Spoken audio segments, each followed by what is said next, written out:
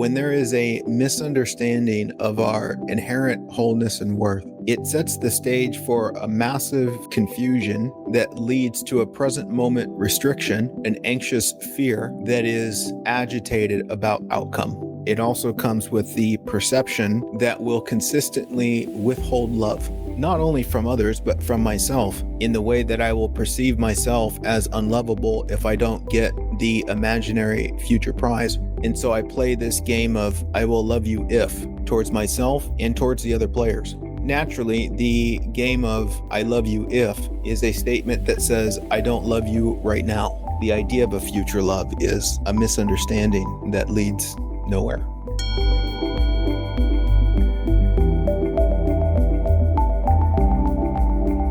Wonderful to just kind of allow all the noise to settle down. It's beautiful too because there's no judgment for the noise, for the busyness. It's completely an allowed part of the human experience. You know, and right on topic, it's part of the play.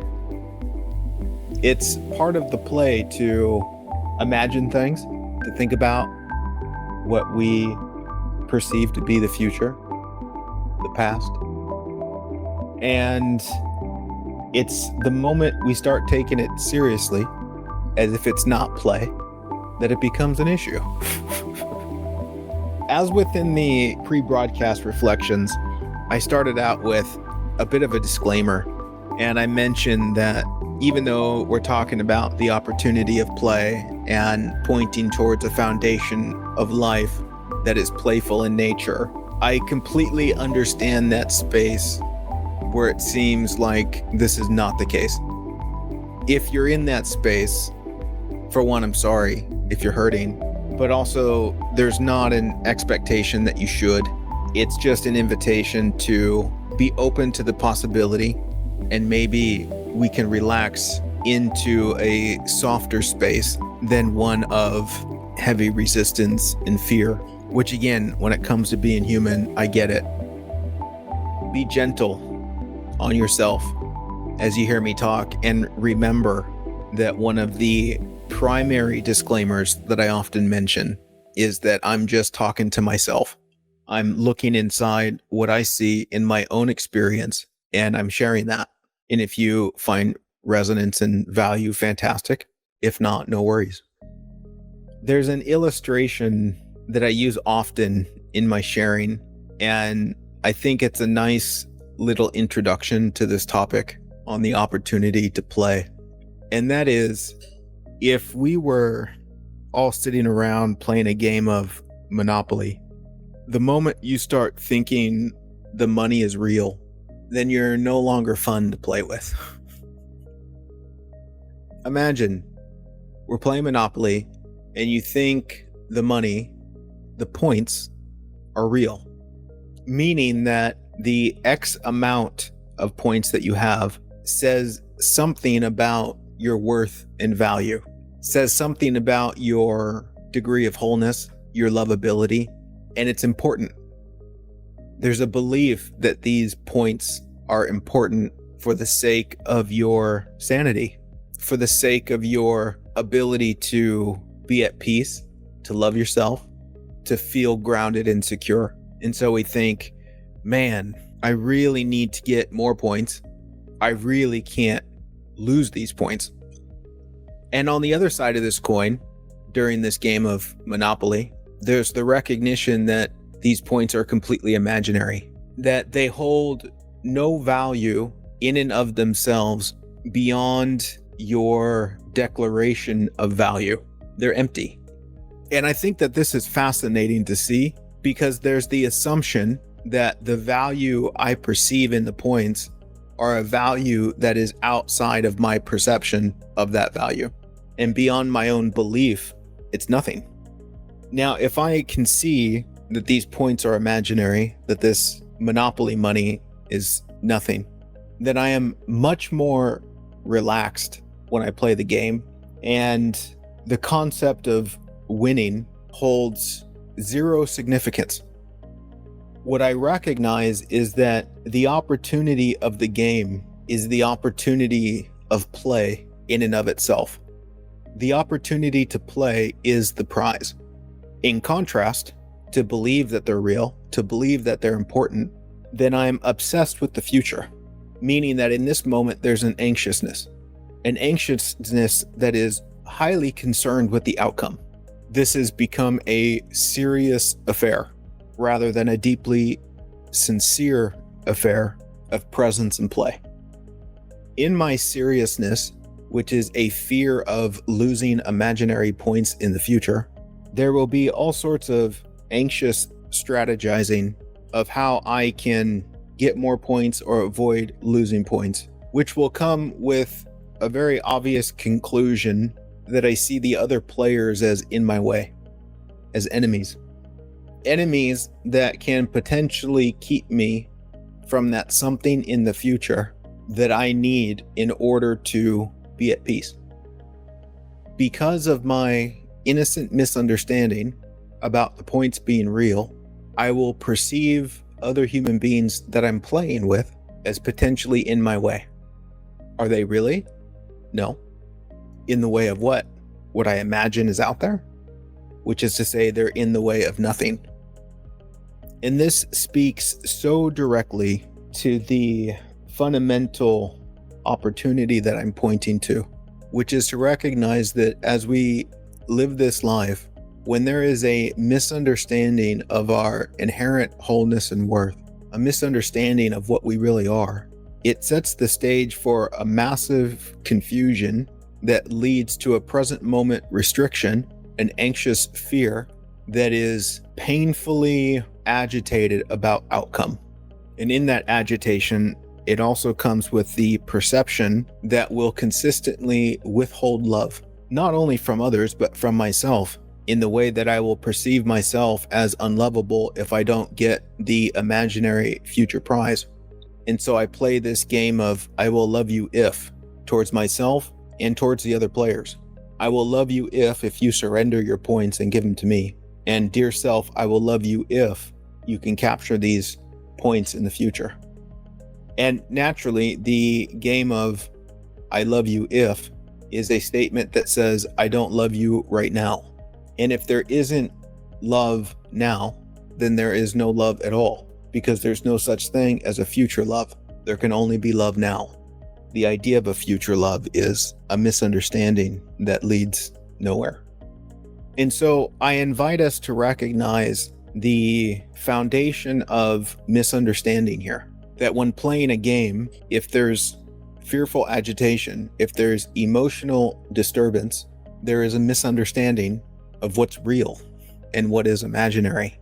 The misunderstanding assumes that what is imaginary is real, while ignoring what is real in service of the imaginary. The foundation of suffering is the result of an innocent misunderstanding. If ever there is disturbance, if ever there is lack of play, it's because there's an innocent misunderstanding about what is real. That's a big statement. I actually have it written up on my wall on a whiteboard. All suffering is the result of an innocent misunderstanding. Be still, clarify the confusion, allow suffering to transform into a profound gratitude for all of life. It's a beautiful reminder too, because it shows me that the mechanism of disturbance is an alarm within what I am that attempts to alert me of an innocent misunderstanding. It attempts to show me that I am not perceiving reality, that I am lost in a dream of imaginary points, taking them seriously rather than realizing that this is all about play. Naturally, in our human experience, we confuse this alarm, not recognizing that it is for you. Rather, we see it as against you. And in seeing it as against you, we look to avoid the disturbance. We look to numb the disturbance. We look to find any means of getting rid of it rather than listening to it. We see it as yet another enemy that stands between us and those imaginary points in the future, when really this disturbance can be a playful arising, something that is there to help, something that is there to help bring you back to a place of sanity so that you can actually enjoy this gift called being alive. The real gift of life is the awareness of what is real. So hilarious that we think the gift is a future something or other, rather than the gift being life itself, which you have already been given. The question is, do you see it? As we open ourselves to see reality clearly, at least what I recognize is a very deep understanding about the lack of play that I might be experiencing in my day-to-day activities. For example, a real life present moment example. I always love this kind. I don't know if you can hear that, but outside my window here, a little bit in the distance, are two dogs barking at each other. And here I am trying to record a live video broadcast to be focused. I can notice the potential irritation with the dogs barking. Naturally, when I do these recordings, it would be beautiful if I spent less time in the editing room, removing unnecessary distractions to help the listener focus. I can perceive the dogs barking as an interruption to what I'm doing, which might also include a outcome of a particular quality of recording. The more serious I think the outcome of the recording is, the more of a disturbance those dogs are going to be. The comedy here is that I can experience the disturbance and assume that I'm disturbed because the dogs are barking, which is to give the dogs power over my internal state of being. It would perceive myself as a victim of circumstance, right? I'm suffering because of what's happening in life. And what is happening in life is preventing me or in the way of reaching that future prize that I could perceive as something that would make me feel more whole and complete. And do you see how imaginary that is, right? I have a particular recording in the future that is free of dogs barking, and I think that means something about me. Imaginary points. Does it really mean anything about me? No, not at all. Not at all. In recognizing this, the dynamic of what's happening, I can see very clearly the dogs barking do not have the power to determine my perception. That whole confusion that I just outlined that's happening inside of me that leads to disturbance cannot be created by something outside of me. It cannot be created by the dogs. It cannot be created by circumstance. It's created from within what I am and then projected onto that something out there, given to that something out there. In my awareness of this, comically and playfully, I see how innocent the dogs are. The dogs being dogs. It's what they do. They bark. Do you see what I mean when I say I see their innocence? I would see the dogs as guilty in the context of the creator of my disturbance. Because the dogs are dogs, I'm disturbed. Therefore, the dogs are guilty of making me disturbed, of making me suffer. And with a deeper awareness and clarity, it's obvious that the dogs are not the creators of that disturbance. Therefore, the dogs are innocent. That completely transforms the way I perceive the dogs and introduces a degree of play. Do you see how we just went from serious to play? From future focus to presence?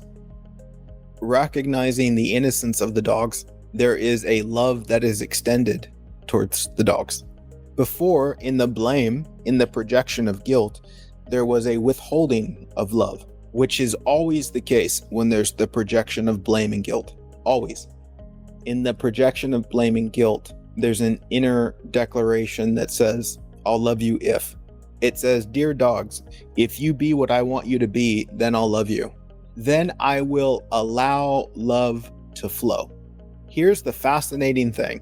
If I am withholding love from the dogs because they're not doing what I want, who's the one that feels the withholding of love? It's kind of obvious, isn't it? Who am I really withholding the love from? Likewise, if love is allowed to flow perceivably towards the dog, who is it really flowing toward? Who gets to experience it? Say the dog's wrapped up in their own fearful issue and I let love flow in their direction, but they're not open to receive it, and I let love flow, it doesn't mean that they're going to feel it. It doesn't mean that they're open to receive, but that doesn't matter. That's their opportunity.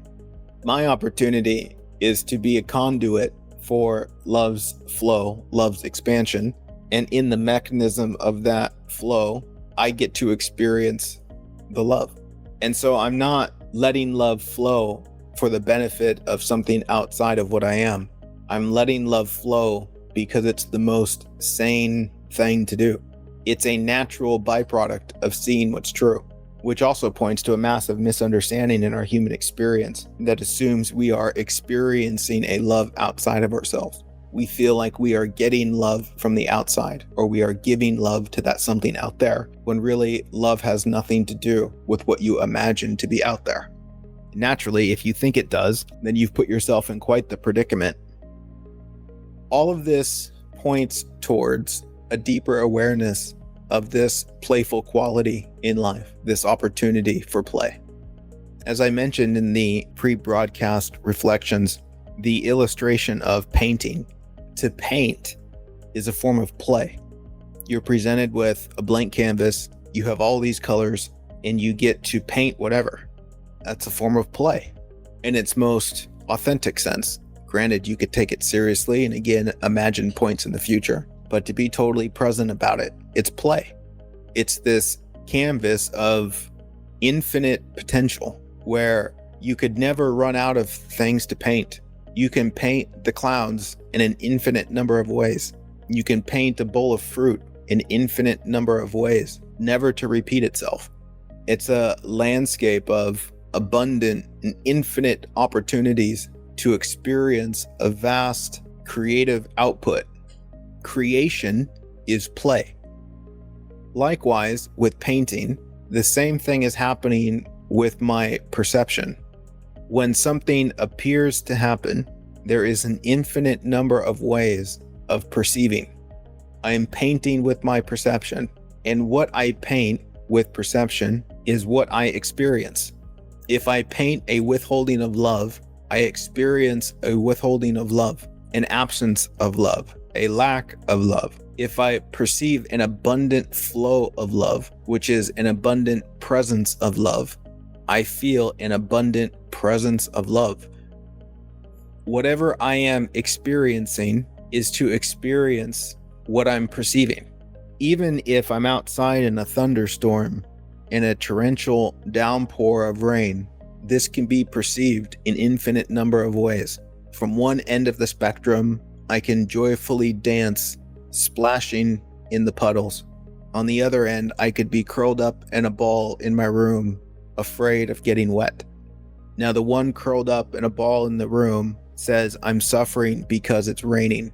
And in that assumption, there is the belief that I am experiencing something outside of what I am. I am separate from what I am experiencing, which is the only way in which fear can enter the equation, through a perception of separation, that I am experiencing something I am separate from. And on the other side of the coin, there is the recognition that I am experiencing what I am. I am experiencing my own creation. This resembles the nature of oneness. And when the one experiences the one, fear is impossible. So simple these things are.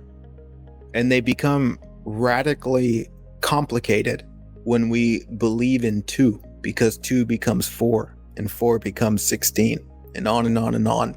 It becomes 10,000 things to juggle rather than the simplicity of one.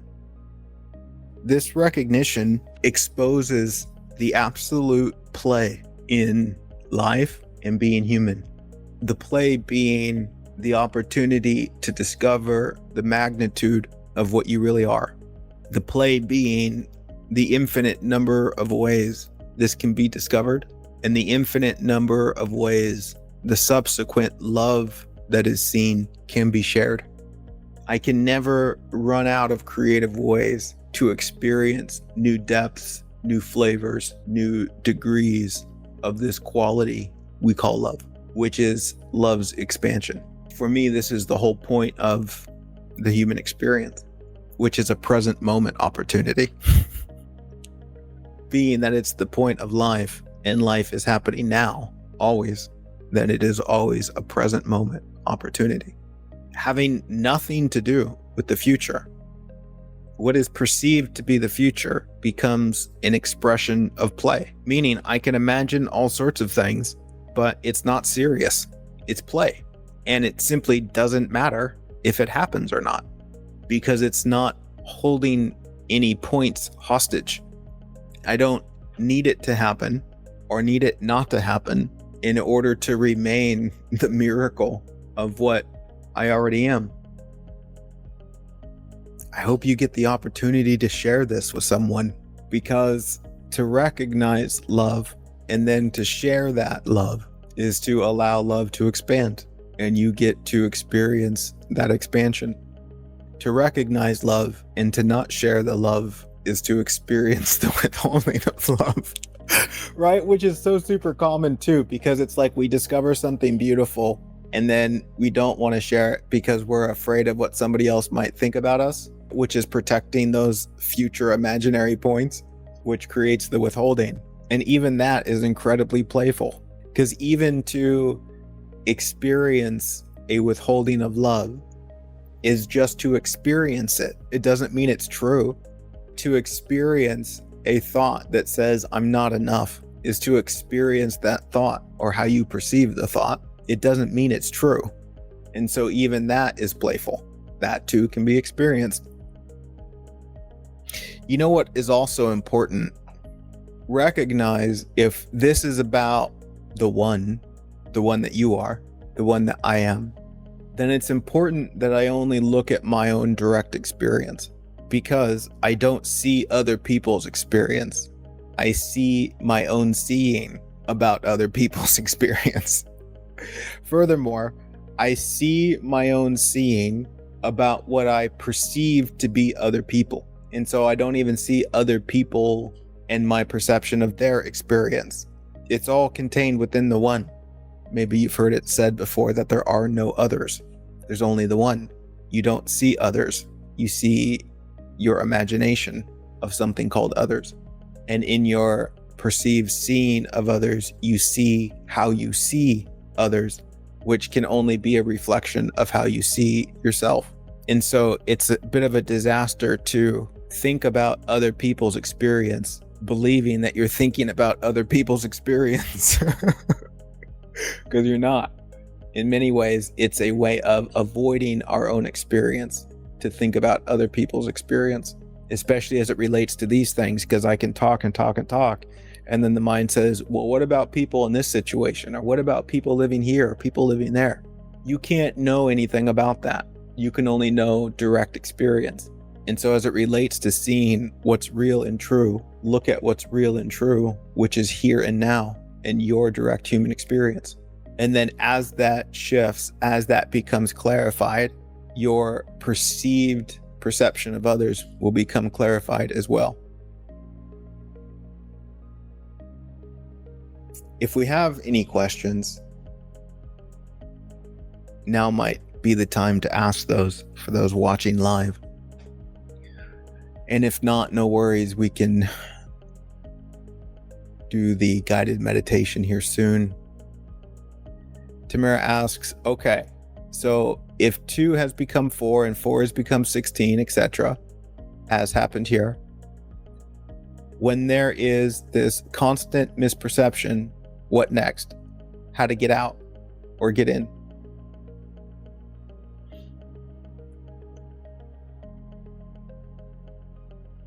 Well, do you see that in the recognition of that, it invites an immediate stillness? Because part of what I'm pointing to in the recognition that it's all one, it's inviting you to see that there's nowhere to go. And the what's next is almost like where to go next.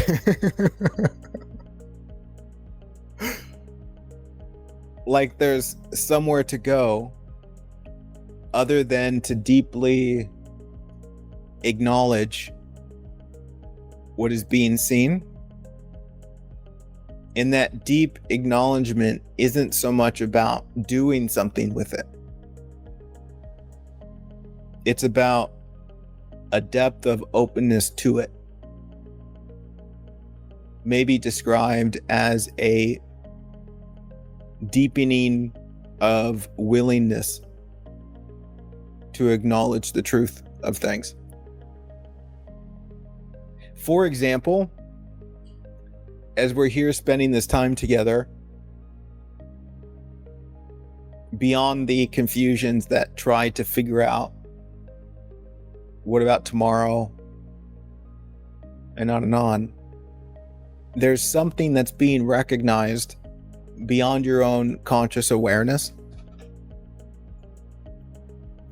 And depending on your degree of openness, that discovery goes into every cell in your being and beyond. And in many ways starts to rewire. And so the willingness to show up here and be open to listen is enough. And to observe your response to it, to observe where there's resistance, right? Just to be present with it all. And then that will do what it does.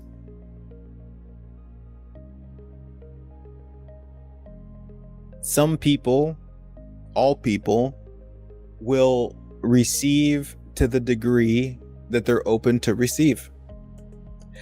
Comically, as I talk about these things, everybody watching is hearing something different in accordance with their degree of openness.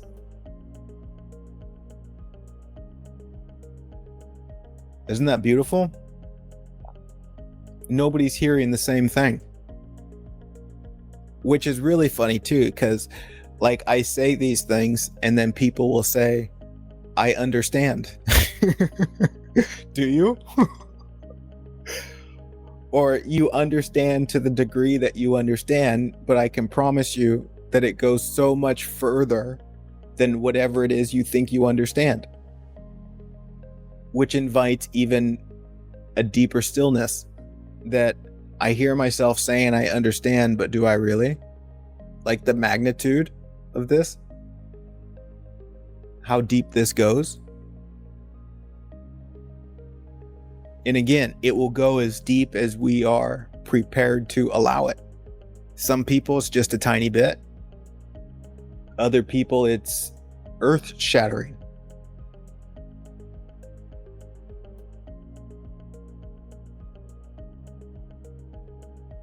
And then maybe you'll watch the recording later and it will be like you heard something else entirely. It went a little bit deeper. That's what I love about the nature of this sharing and this content, is that this isn't just a one-time thing that you listen to. Even though the message is pretty much always the same, it's just painted in different ways. Play. It can always go a little bit deeper and a little bit deeper. It's unending as far as how deep it can go. And to see that it's infinitely expanding makes it a lot of fun. There's no grasping of, I got it. It's a presence that invites it in more and more. And you know what else might be helpful is that there is a profound gratitude that emerges. It's almost a wordless gratitude. There's not much to say about it. In fact, I would even playfully suggest that the less words there are, the more deep it has traveled. Maybe there's just a silent whisper that says, holy shit.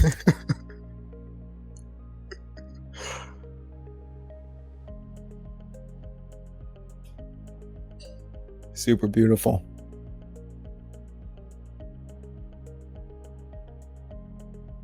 And to also recognize again that it's play, right? This isn't serious. And I know that's very popular to see these things as serious. Again, implying that there's points to be lost in the future. Whenever there is seriousness, and again, sure, play it being serious. That can be fun sometimes too. But for there to be this element of seriousness, there has to be points in the future which can be lost, which is to not see what you really are, is to see the dream of being human. Where there are no more imaginary points in the future, there's no such thing as seriousness. All that we are left with is a deep sincerity. Sincerity has nothing to do with the future. Sincerity is a depth of honesty about what is here right now. What is actually felt, what is actually seen here right now. And then allowing what is deeply sincere to be acknowledged, to be seen. And we have so many creative ways of hiding from that. Seriousness is one of those creative ways. We can use seriousness to hide from sincerity. She follows up, yes, thank you. I saw the misperception as not good, and the seeing all as one is good. Yeah, and forget the play element. Yeah, beautiful. It's like being awake or being asleep. It doesn't matter. It's all play. The more you think it matters, then the more you remain asleep. But if you just let these things come and go without judgment, you'll find yourself being awake more often. That's always the big hindrance, is some form of judgment, which is an extension of self-judgment, which is a form of seriousness.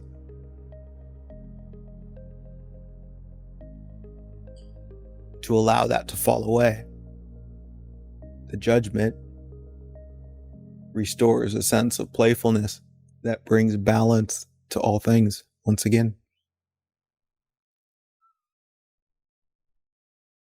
All right, let's do a super short guided meditation to allow ourselves to assimilate whatever we can, wherever we are. And then we'll continue on in our day with the spirit of love in play. Let's dive in.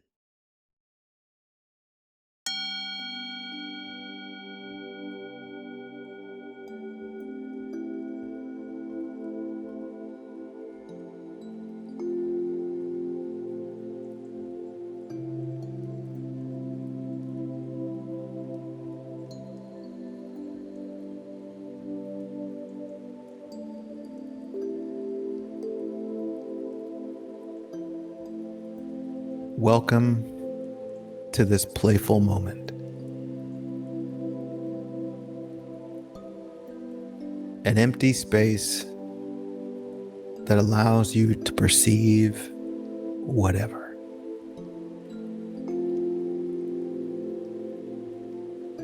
A blank canvas that says you can create whatever.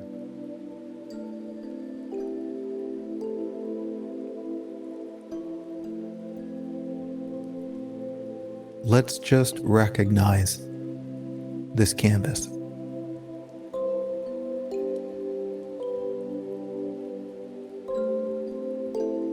We can see that behind all of our perceptions, all of our stories about this, that, and the other, there is an empty space that allows us to tell an infinite number of stories.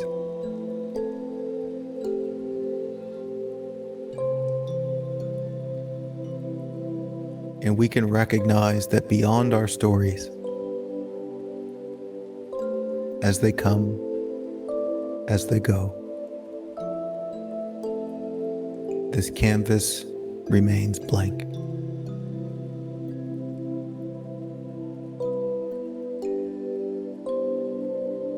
A space of emptiness,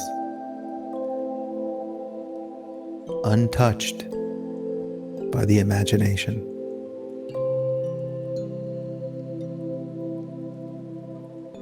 Let's make contact with that canvas.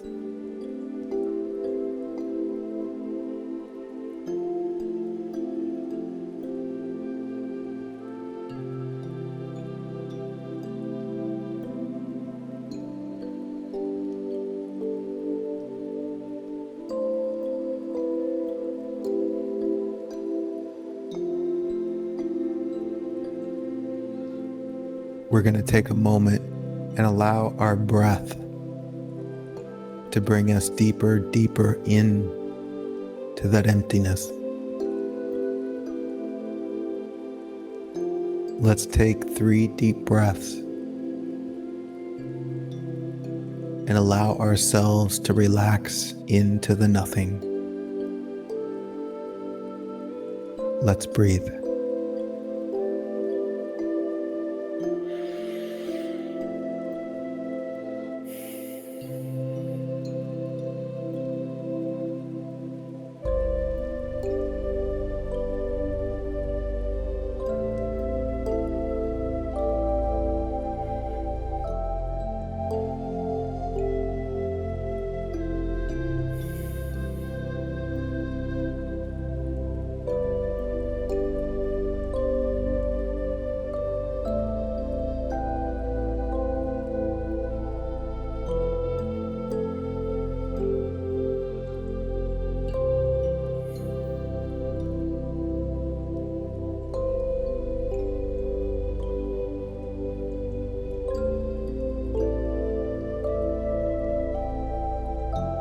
Let us acknowledge the playfulness of this emptiness,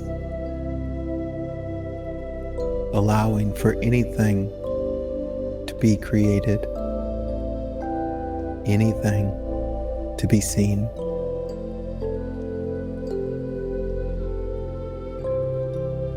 We can interpret what arises as an enemy or a friend.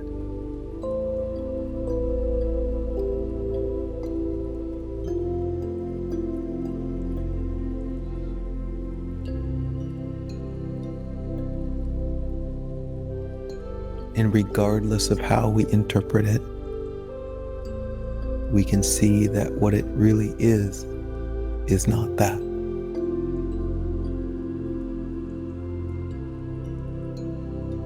So whatever it is, we can release it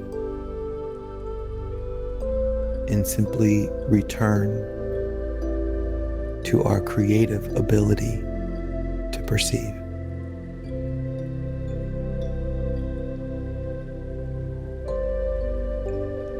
And let us be open to all the different ways we can play with our perception.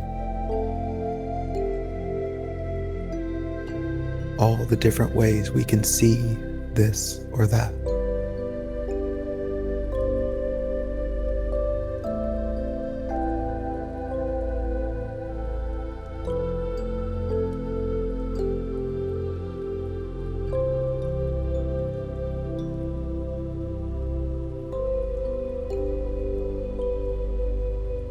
Let's take 3 more deep breaths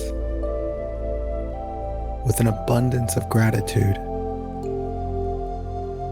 for this empty space that allows us to play.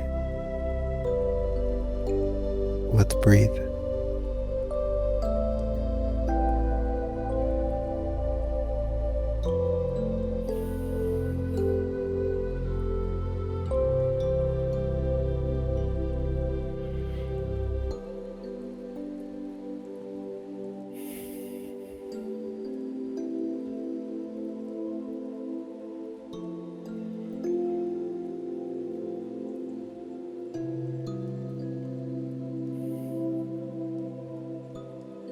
Thank you for meditating with me today.